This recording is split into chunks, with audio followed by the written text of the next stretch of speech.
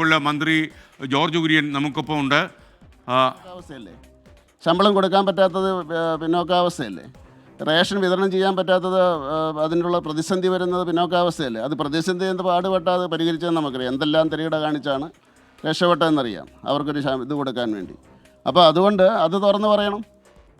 അത് പറഞ്ഞു കഴിഞ്ഞാൽ അത് കിട്ടും. അല്ലാതെ ഞങ്ങൾ ഒന്നാം സ്ഥാനത്താണെന്ന് പറയുന്നത്, വിദ്യാഭ്യാസത്തിൻ്റെ നിലവാരം എന്ന് പറയുന്നത് ശ്രീനാരായണ ഗുരുവും ചട്ടമ്പിസ്വാമികളും അതുപോലെ ചാവറിയച്ചനും ഒക്കെ നിലനിർത്തിയ ഒന്നാണ്. അതിപ്പോൾ കുടുംബങ്ങൾ കാത്ത് സൂക്ഷിക്കുന്നുണ്ട്. അത് ഇല്ലെന്നാണ് ഇവർ പറയുന്നത്. അത് DPI പറഞ്ഞില്ല ഇവനൊന്നും പേരെഴുതാൻ അറിയത്തില്ലെന്ന്. അന്ന് ഞങ്ങൾ എതിർത്തതിനെ. അതുപോലെ തന്നെ വിദ്യാഭ്യാസ മന്ത്രി അതിനെ ശരിവെച്ചു. അതിന് കുഴപ്പമില്ല. ഇവിടുന്ന് വെളിയിലേക്ക് എല്ലാ കുട്ടികളും പോകുന്നത്. അവർക്ക് നിലവാരമില്ല എന്ന് പറയുന്നതിൽ ഒരു കുഴപ്പമില്ല. കേരളത്തെ അപമാനിക്കലല്ല. അവരല്ല ജീവിക്കേണ്ടത്. ഇവർ എല്ലാ കോളേജുകളും തകർക്കുന്നു, യൂണിവേഴ്സിറ്റികൾ തകർക്കുന്നു.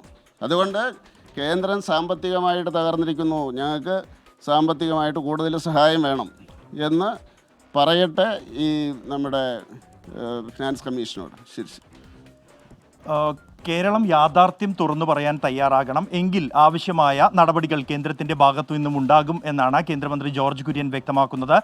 കേരളം ഇപ്പോഴും യാഥാർത്ഥ്യം തുറന്നു പറഞ്ഞിട്ടില്ല. വിദ്യാഭ്യാസ മേഖല ഉൾപ്പെടെയുള്ളവ കേരളത്തിൽ നിലവിൽ പ്രതിസന്ധിയിലാണ്. പ്രത്യേകിച്ച് ശമ്പളം നൽകാൻ പോലും പണമില്ലാത്ത അവസ്ഥ കേരളത്തിൽ ഉണ്ട്. അത്തരത്തിലുള്ള അവസ്ഥ എന്നുള്ളത് ഈ ഒരു സംസ്ഥാനത്തിൻ്റെ സാമ്പത്തിക സ്ഥിതി ഉൾപ്പെടെ മോശമായതുകൊണ്ടാണ്. എന്നാൽ അത് തുറന്നു പറയാതെ കേരളം എല്ലാ രംഗത്തും ഒന്നാം സ്ഥാനത്താണ് എന്ന അവകാശവാദം ഉന്നയിക്കുന്ന ഒരു സാഹചര്യം ആണ് ഉള്ളത്.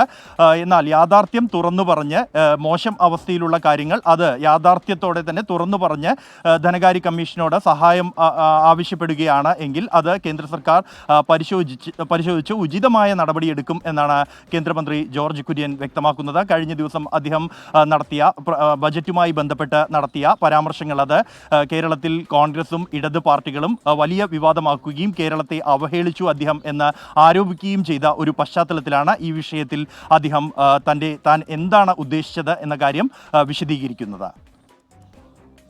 വിവരങ്ങൾ നൽകിയത് മന്ത്രി ജോർജ് കുര്യനുമായി ബൽറാമാണ് സംസാരിച്ചത്.